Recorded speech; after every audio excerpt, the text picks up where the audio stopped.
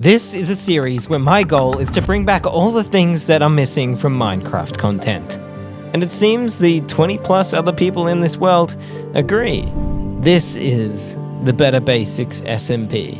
And welcome to episode 3. Previously, the adventurers that lived around this area decided to tear down the old village that resided in this very crater, and are now in the midst of rebuilding, hoping for a village that not only holds a house built by everyone, but a thriving and bustling community. I hadn't been there for a while, so things were actually quite different than what I remembered. Houses had been erected and tunnels dug. Things I didn't even think were possible. Who knows how long that must have taken. Huh. They're even decorated. At this point in time, 8-Bit and I had started to build a house. But since we are no builders, progress was halted until a further day.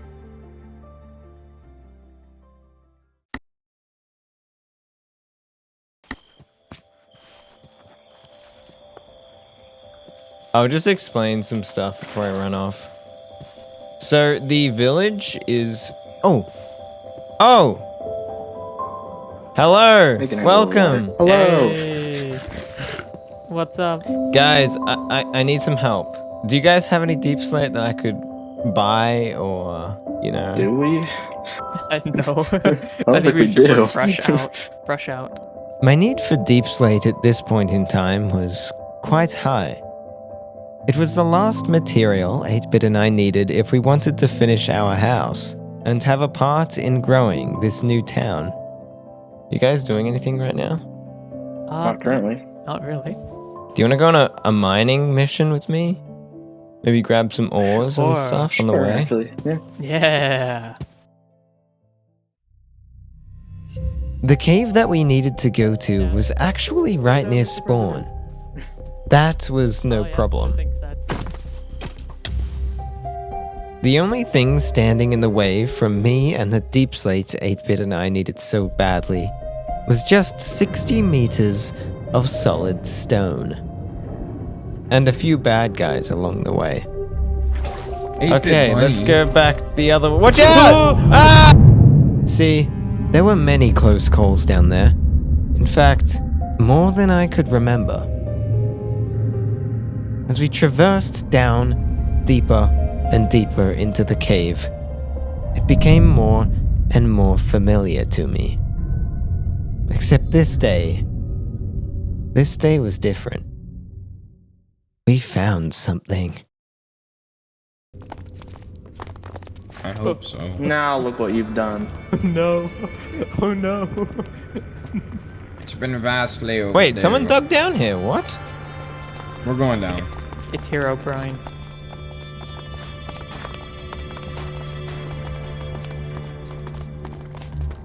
Okay. Wait, there's, Whoa, it's a mine there's so much shaft. deep Wait, in here. it's a Who's trial doing that? chamber! Oh, this is the first trial chamber that was raided.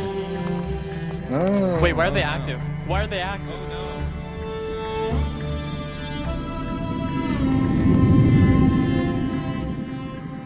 Almost an entire day was spent down there, defeating the slimes that were spawned on our arrival. Almost losing track of our main quest.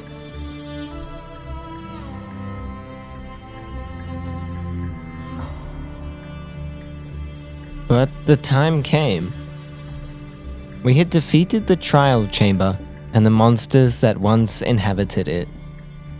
Even rewarded for our efforts. Yo, there's but, like, keys, I don't guys. even know Everyone what grab did some that. keys. Up here. Yep. Oh, Okay, This way gaming. This way let's gaming. mine some deep slate. And colonize at the same time, so. That's true. That's true.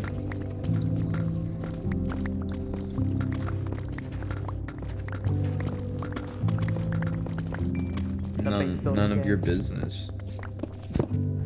Creepalotl, stop.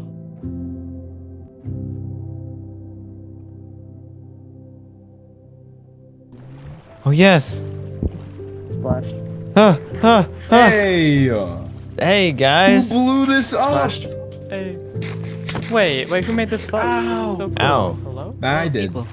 I've been People. speaking to myself for so long. 8-bit. There's I'm an so 8-bit. sorry. Hello. I had done it.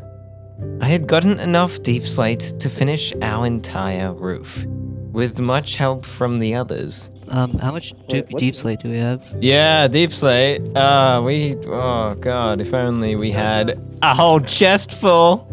Oh my goodness, that is a lot of deep slate. We just went mining. Our home's exterior would soon be complete, and luckily we would get it all finished just in time for something else to happen on the server. Something I had been waiting for nearly a month now. It was a group of adventurers, just like us. Ones that put community above all else, and ones that we actually used to adventure with. The plan was for them to hang out with us for the next 10 days, build houses together, do mini-games, quests, puzzles. But first, as any good host does, a tour of our world. This is Sed's base. Oh, Sed? Oh wait, he showed me. Just keep going along the river and then you'll reach it. Once you reach the river. Who else is in this? Oh, Creepalotl! Hello, that's me. Yo, I haven't seen you. For real, it has been a while. I ended up touring our guests to almost every single member's home on the server, Look at that. Whoa. Look at that. with the last being mine. I remember everyone being so excited that we ended up playing mini games for hours after. Eventually having most people help decorate the interior of 8-bit and I's house. Bro, this kitchen's insane. This kitchen's insane. Wait, you can make a pool cue? Yeah. That's not real. Actually, it is. This event was by far the most fun I had had in a while. But it also drew something else close to my attention. The guest member event was held 5 weeks into Season 2, and I still only had basic tools and armor that was well worn. So I not only wanted to, but I had to devise a plan. If I were to get a decent set of enchanted tools and armor, I was going to have to do something I had been putting off for a long time now. I was going to have to open my own shop. Do you guys want to help me start a wool shop? Sure. We can split the profits between the 4 of us. Ooh. Yeah, that Like sounds like a great profits? idea. So there it was. It was set. Me, Frost, Creepalotl, and SteveJake were to build a wool shop in the middle of town. And in turn, a wool farm to supply it. Hoping to make enough income to split between the 4 of us. However, the wool shop was much less of a quick and easy way to earn diamonds, and more of a general experience. With only a couple hours put into the shop and the farm, we would later reap the rewards of a slow and steady profit stream. Wool was also one of the most requested shops at the time, so if you think about it, it was kind of a win-win.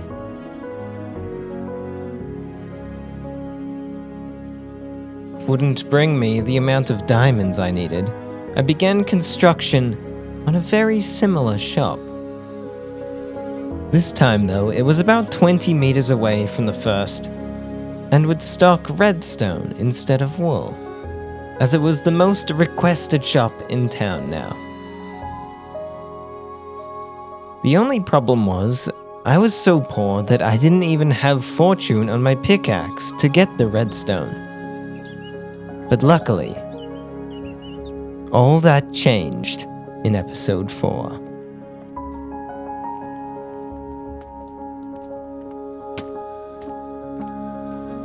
I really hope you enjoyed this one. I spent a lot of time writing the script. And as always, a short story to end this video.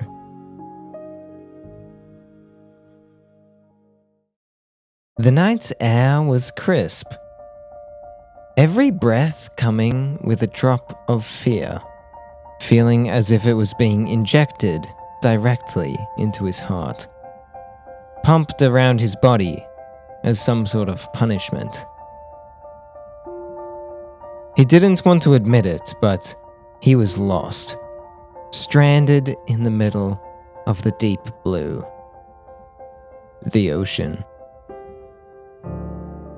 The reason for all of this was because over the past few years, the fisherman had been traveling further and further out to sea with every fishing trip he did. It wasn't for money or wealth, though. If it were, he'd be hanging around the small harbor with the other fishermen. He liked to think of it as his little adventure. Just like that one dream he had decades ago about that crater.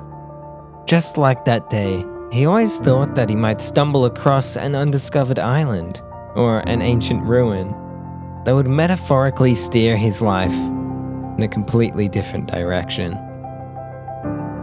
One that he had been waiting for his entire life. Yet, unable to realize he had the power to do it all along. Anyhow, the man sat still, staring downward, the moonlight hitting his feet. It was as if he was in a trance, knowing that it's highly possible he may never return to tell the tale. His heart still pounding. Luckily for him, though, the night was young, and the ocean was still. But he knew he couldn't sleep, even if he tried. Many hours now had passed since any glimpse of sand or soil was presented to him, though the early morning proving otherwise, as the orange rays of sunlight highlighted the peaks of the mountains, the tips of the jungle, and the aurora of the clouds waiting for him. He saw what he thought to be an island, soon to find out what he was actually looking at was in fact an entire continent. His boat eventually drifting over, lodging itself into the sandy shore. The man, still sitting there in the same spot he had been for hours, tilted his head upward, now staring at the edge of the boat, his heart coming to a rest. He sat there for a while, thinking about how he could just stay here, read about adventures, forever. But he knew that wasn't realistic. It was time for him to go on his own adventure. A few days passed. He'd traveled quite a long distance now, never being thirsty or hungry, as his surroundings had supplied him with much fruit, food, and water as he could hope for. A common thought on his trip was about back home, and what everyone would think if he never came back. His thoughts now interrupted by a floating house, visible only after coming out of the dense vegetation that grew here. As he grew closer and eventually arrived at the house, he was mesmerized. But probably not in the way you're thinking. For where he was, the exact point in which he was standing, A young man stood eyes wide open. Is this a dream? He asked himself. Yet he stood there, motionless, as if ignorant to the fact that he had been there before. 1,000 emotions, all wrapped up in one. Stunned, he first stood there, then began to wander, almost aimlessly in the direction of the crater. Though the landscape didn't make it easy for him. Hours now had passed, but eventually, there he was, standing on the crater's ring, peering into the center. A glistening lagoon, complemented by the flora and fauna that inhabited this place, resting in the middle. In his eyes, a place of perfection. He was soon to set up a temporary structure and a small farm in order to survive the length of time he thought it would take someone to find him. 1 year passed, and to his surprise, many travelers, but mostly adventurers, went through this region. Some even staying with him, setting up their own house in this crater. 5 years had passed, and a small town was forming. They had become completely self-sustainable now, with enough food for everyone, and even a few shops for the passing adventurers. 15 years. He was now the so-called mayor of this village, and a proud one at that. He was in charge of the safety of this town, and the adventurers that lived here looked up to him in a way, especially his stories that he told. 30 years. Now, as he sat as an old man in the chair of a leader, he thought to himself, almost questioning his own sanity, as if way back when he was a young man, he was never a fisherman. The only thing tying him to this idea of actually being one were half memories, as if he were in a fever dream, until that one day, under the floating house, he woke up. Almost a month ago now, I found this village, though it was mostly abandoned, other than the animals that I assumed were once farmed here. Now I hope I can carry on the legacy of this crater and become the mayor, so I can build a thriving village for all adventurers to live. I just want to say, if you made it to the end of the video, I would really appreciate if you subscribed, liked, maybe if you're feeling like it, you even leave a little comment. Because I honestly really enjoy the comments. They're amazing. Anyways, good stream. Well, thanks. I mean, thank you. Goodbye to the Thanks, goodbye to the for 6 joining. people still watching. Yeah. Yep. And Yeah. Bye. Thanks for inviting me. And 6 people. Make sure you bye. Just wave to me thank now. 8-bit for his most awkward goodbye You don't I've need- ever done. Bye. Okay, I'm leaving now. This is getting really awkward. All right, Uh, end of stream. I'm covering myself in water and leaving. Bye bye. Bye.